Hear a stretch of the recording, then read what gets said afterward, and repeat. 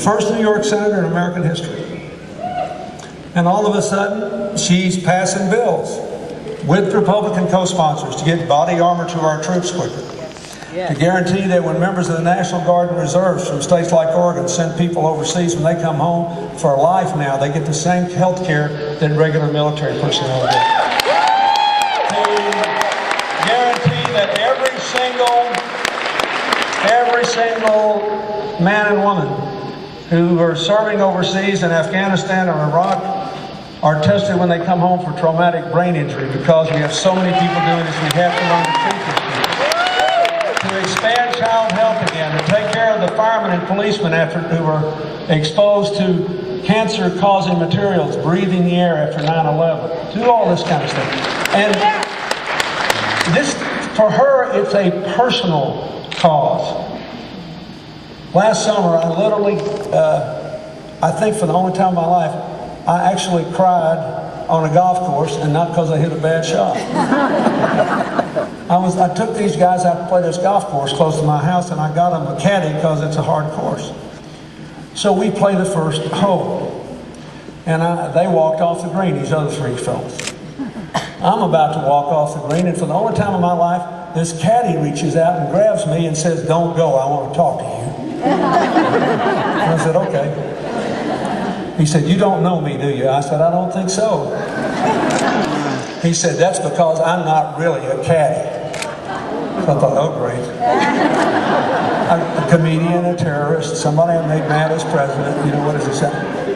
And the guy said to me, he said, "I just work out here to supplement my family's income. In my real life, I'm a fireman with the New York City Fire Department."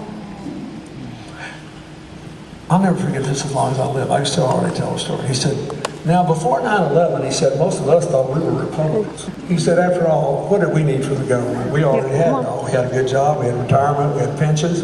And the truth is, we're kind of clannish, and we just love that macho talk, those Republicans for that." This guy, I love this guy. He was so straightforward. He said, "We just like the way to talk."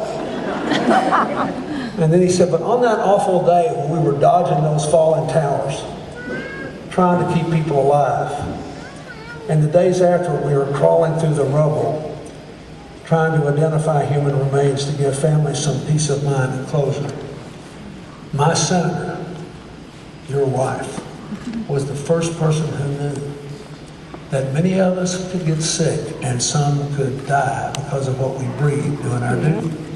Remember the stuff you saw in the air? Asbestos, PCBs, benzene, all cause cancer.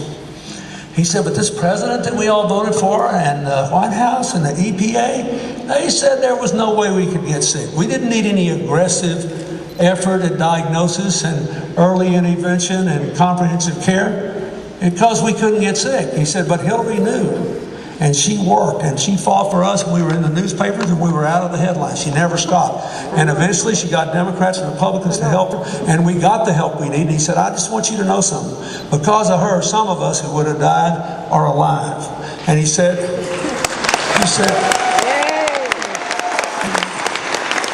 looked at me and he said, "And even those who didn't make it, at least their families know that Congress cared about them when they served our country on a hard day."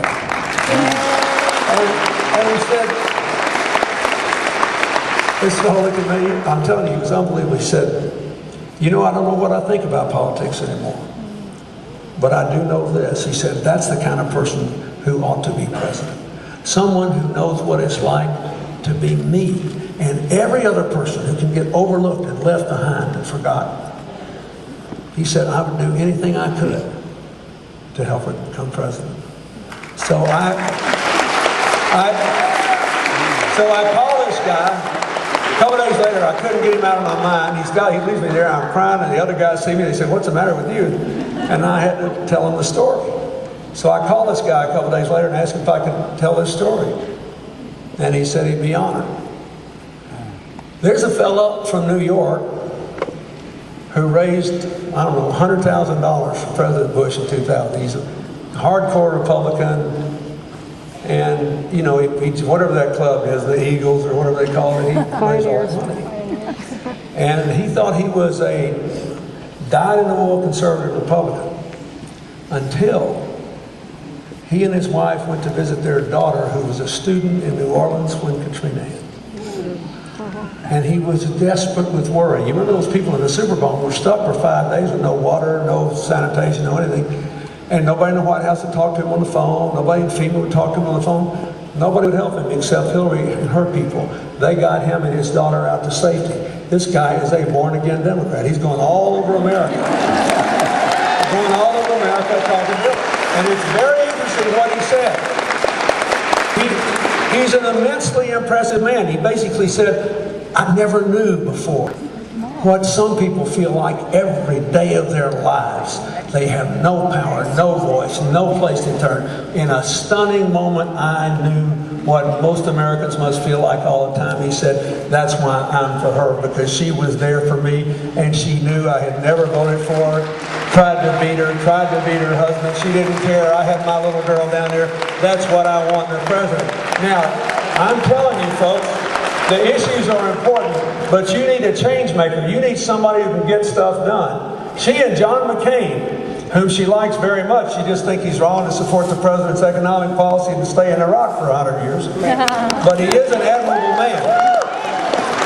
And they took reluctant Republicans all over the world to the northernmost village on earth, 600 miles north of Norway, on an island, where there is a climate study outpost, to the northernmost American city, Point Barrow, Alaska, where the Eskimos told them with tears in their eyes that their way of life was coming to an end because of global warming. They took all these reluctant Republicans to go listen to that. We have a bipartisan majority in the U.S. Senate now to do something serious about climate change. That's what you want in a president. Somebody who can change the future for people. And I know I have told you